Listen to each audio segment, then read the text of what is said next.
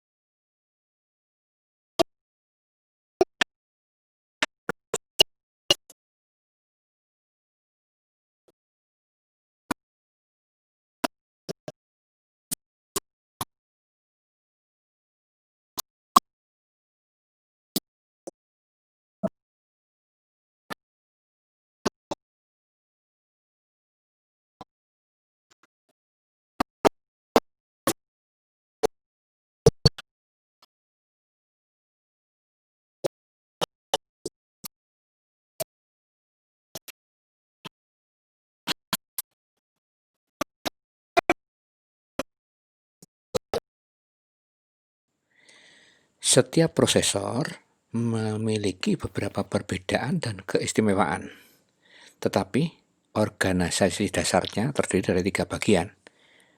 Ini saya sebutkan berkali-kali ya, yaitu arithmetic logic unit, register, dan control unit. Ini saya gambarkan dengan cara yang berbeda. Tiga komponen CPU ya. Pertama adalah ALU, arithmetic logic unit, tugasnya adalah melakukan operasi aritmatik, penjumlahan dan pengurangan, dan operasi logika, OR, AND, invert, dan XOR. Sedangkan register adalah memori kecepatan tinggi yang digunakan untuk menyimpan informasi selama operasi CPU. Sedangkan control unit atau CU bertanggung jawab untuk fetching instruksi dari memori utama dan menentukan tipenya atau artinya ya. Dalam tugasnya, CU membangkitkan sinyal kontrol yang mengontrol aliran informasi di dalam CPU. Kita lihat bagian dalam CPU ya. Kita perhatikan dari sisi sebelah kanan itu bagian luar ada address bus.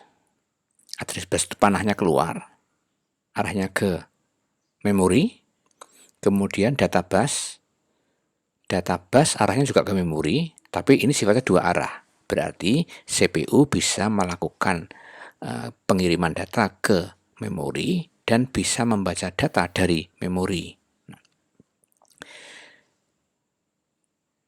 Kemudian address bus diisolasi oleh ABR, address bus register, sebelum masuk ke bus internal.